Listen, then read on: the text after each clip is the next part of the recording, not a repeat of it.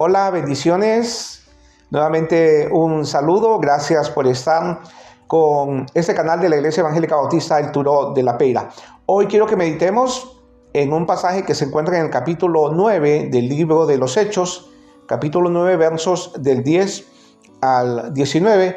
Vamos a estar en esta reflexión meditando acerca de un varón cuyo nombre aparece solamente en este pasaje. No está en el capítulo 11 de la carta a los Hebreos, donde se nos habla acerca de la galería de los hombres de la fe. Y como dije anteriormente, solo en este pasaje aparece, de ahí desaparece, no vuelve a aparecer, pero que tuvo una misión muy importante y un papel muy protagónico en lo que fue la vida del apóstol Pablo. Así que vamos a leer lo que nos dice la palabra en el capítulo 9 del libro de los Hechos, versos del 10 al 19. Había entonces en Damasco un discípulo llamado Ananías, a quien el Señor dijo en visión: Ananías. Y él respondió: heme aquí, Señor. Y el Señor le dijo: levántate y ve a la calle que se llama Derecha, y busca en casa de Judas a uno llamado Saulo de Tarso, porque he aquí él ora. Y ha visto en visión a un varón llamado Ananías, que entra y le pone las manos encima para que recobre la vista. Entonces Ananías respondió: Señor, he oído de muchos acerca de este hombre, cuántos males ha hecho a tus santos en Jerusalén, y aún aquí tiene autoridad de los principales sacerdotes para prender a todos los que invocan tu nombre. El Señor le dijo: ve, porque instrumento escogido me es este, para llevar mi nombre en presencia de los gentiles y de reyes, y de los hijos de Israel, porque yo le mostraré cuánto le es necesario padecer por mi nombre. Perdón. Fue entonces Ananías, y entró en la casa, y poniendo sobre él las manos, dijo: hermano Saulo, el Señor Jesús, que se te apareció en el camino por donde venías, me ha enviado, para que recibas la vista y seas lleno del Espíritu Santo. Y al momento le cayeron de los ojos como escamas, y recibió al instante la vista, y levantándose fue bautizado, y habiendo tomado alimento, recobró fuerzas, y estuvo Saulo por algunos días con los discípulos que estaban en Damasco. Interesante lo que nos relata el pasaje acerca de Saulo y acerca de Ananías. Primero Saulo. Este Saulo, recordemos que había conseguido autorización de parte de los principales de las sinagogas, de parte del Sanedrín, que actuaba prácticamente como un parlamento, que actuaba como los diputados de un Congreso Nacional. Había recibido autoridad, órdenes para arrestar a todos aquellos que invocaban el nombre de Jesús, a todos aquellos que creían que Jesús era el Mesías prometido, al pueblo de Israel, por supuesto. Y en el camino a Damasco se nos dice que tuvo un encuentro con el Señor, una luz que le tumbó mientras él iba caminando, y los que iban con él pues solamente vieron la luz, pero él escuchó una voz que decía: Saulo, Saulo, ¿por qué me persigues? Y él decía: ¿quién eres tú, Señor? Yo no te persigo a ti, yo persigo a aquellos que dicen, que creen que un tal Jesús es el Mesías, un tal Jesús que fue crucificado, un carpintero, que se creía el Hijo de Dios. A esos es a los que yo persigo. Y Jesús le dice: ese, al que tú le llamas un carpintero, ese soy yo, a quien tú persigues. Porque quien persigue a la iglesia, persigue a Jesús. Estoy parafraseando la historia. Si leemos en el libro de los Hechos, vamos a ver que no fue así el diálogo, o al menos no es así como nos lo pintan en las diferentes porciones o pasajes de la Biblia, sea cual sea la versión. Y de ese momento, aquel imponente Saulo, aquel hombre que había estudiado a los pies de Gamaliel, una de las autoridades, uno de los eruditos más grandes en cuanto a la ley se refiere, Gamaliel, Pablo había sido, dicen, el mejor alumno que Gamaliel había tenido. A Gamaliel le decían la personificación misma de la ley. O sea que la ley estaba personificada en Gamaliel, era un erudito, pues. Y Saulo había sido su mejor alumno. Y de repente quedó ciego. Esa luz fue tan intensa, fue tan fuerte, que lo cegó. Y lo cegó por varios días. Y aquel hombre que con ímpetu iba a tomar como prisioneros o llevarlos prisioneros a los creyentes, a los cristianos, de repente tuvo que ser llevado, no miraba, tuvo que ser llevado. Y entró en constante oración. Y mientras está orando nos dice que ve a un varón que se llama Ananías, que va, que ora por él y que él recobra la vista. Y mientras eso está pasando, está también Ananías, obviamente está también en oración. Y en ese momento que está en oración, él recibe o escucha una voz, porque va a recibir una misión muy importante. Y escucha que esa voz le dice que tiene que ir, oiga bien, que tiene que ir a orar por este personaje que anda persiguiendo a los cristianos para llevarlos a las autoridades para que mueran, para que sean juzgados y que mueran así como Esteban. Recordemos que Esteban fue apedreado y que nos dice el pasaje que Saulo no tiró ninguna pedrada, pero Saulo estaba ahí. Y Saulo les aconsejó a aquellos que apedrearon a Esteban que se quitaran las túnicas para que cogieran más impulso y pudieran tirar libremente aquellas pedradas que acabaron con la vida de Esteban, uno de los primeros mártires del cristianismo. Así que Ananías entra en un estado de confusión. Ananías le dice al Señor: he escuchado acerca de esta persona y las referencias que dan acerca de él no son buenas. Es alguien que quiere acabar con la causa del cristianismo.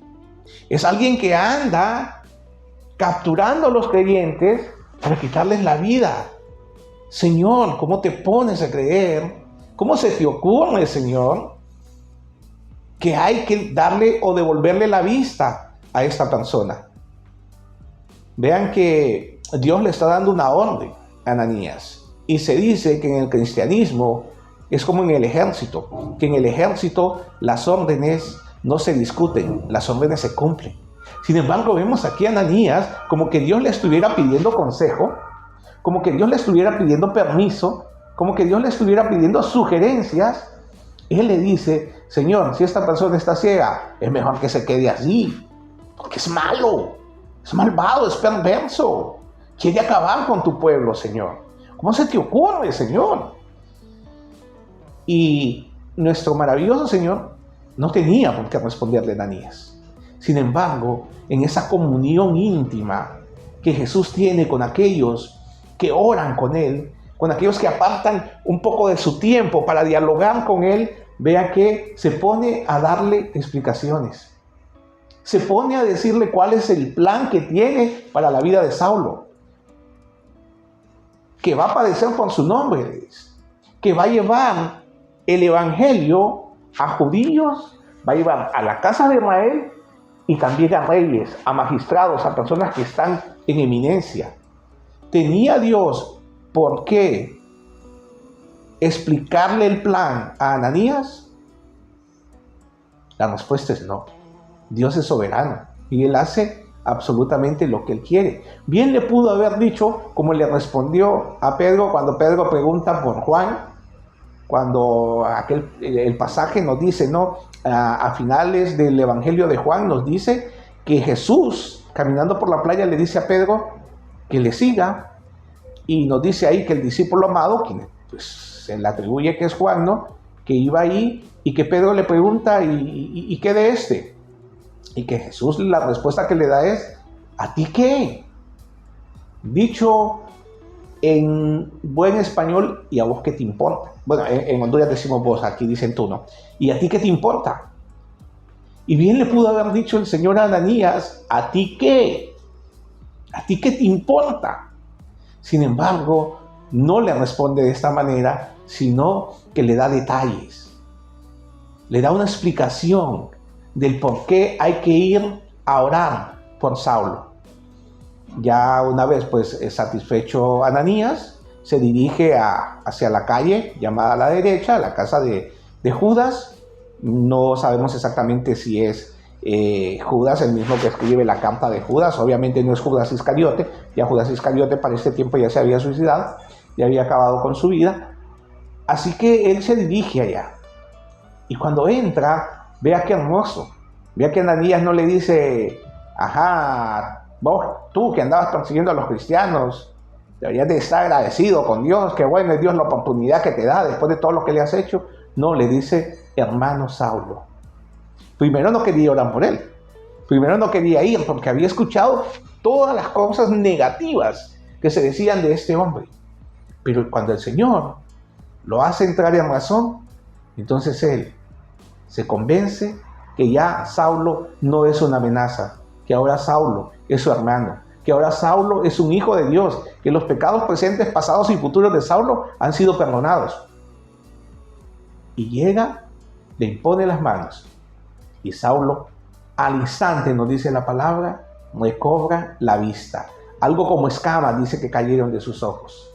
Y recobra la vista, es bautizado. ¿Qué podemos decir de Ananías?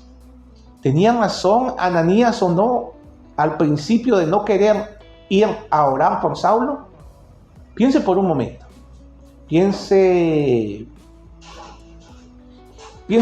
en lo que pasó hace 2-3 años en Israel, cuando estos terroristas del grupo Hamas, estos radicales, entraron a territorio israelí y acabaron con la vida de centenares de personas, que no solamente eran adultos, que no solamente eran jóvenes, habían bebés, acabaron con la vida de bebés. Y todavía se me entrecorta la voz cuando pienso en eso.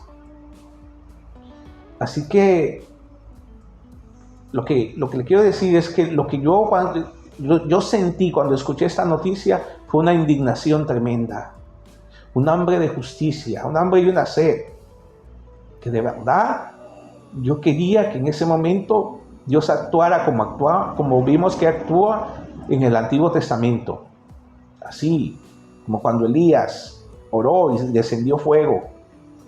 Muchas veces oré así, lo confieso, y que de repente que estamos orando así, imagínense que luego el Señor en una de esas oraciones nos dijera: quiero que vayas a tal lugar, porque ahí hay personas que pertenecen al ejército de Hamas, que han sido heridos en el combate, que están a punto de morir, pero quiero que vayas y que ores por ellos, porque en ese momento van a recobrar la salud. En ese momento yo me pongo en los zapatos de Ananías, o en las sandalias de Ananías, que en ese tiempo andaban en sandalias, ¿no? Lo que habían sentido Ananías.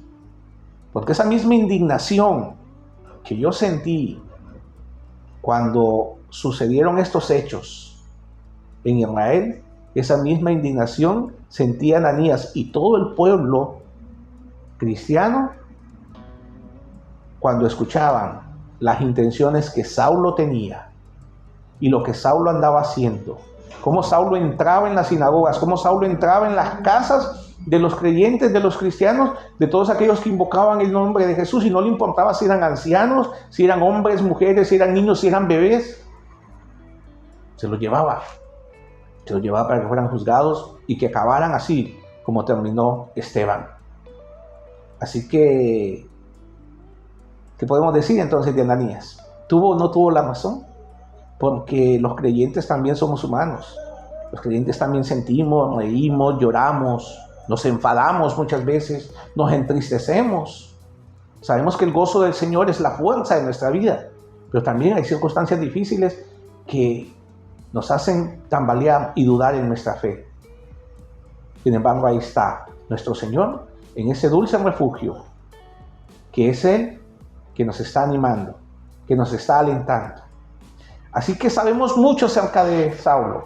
Sabemos luego cómo se cambió su nombre a Pablo. Y sabemos todo lo que el Señor hizo por él. Sin embargo, fue necesario ese personaje oscuro. Y cuando digo oscuro me refiero a que es la única vez que se le menciona aquí en toda la Biblia. Ese personaje, ese hermanito que parece hasta insignificante, llamado Ananías. Dios le dio una misión a él. Quizás soñamos muchas veces en el servicio del Señor de ser así, tener un ministerio así como el de Pablo, como el de Pedro, como el de Juan, o como el de otros creyentes que han venido después de que fue escrita ya la palabra de Dios. Creyentes como Juan Bunyan, por ejemplo, como Charles Spurgeon, como Martín Lutero. Y sin embargo, nunca quizás lleguemos a tener ese grado de influencia en la vida de otros como las que han tenido ellos. Pero aquellas cosas pequeñas que el Señor nos encomienda, delante de Él son cosas grandes. Alguien dijo una vez que las grandes puertas giran a través de pequeñas bisagras. Si usted tiene una puerta, puede ver que la puerta es muy grande, pero la que la hace girar son esas pequeñas bisagras. Así que en el Señor no hay trabajo pequeño. Sea lo que sea que el Señor le ha encomendado dentro de su obra, valórelo y déle la gratitud al Señor porque está trabajando para Él. Que Dios le bendiga.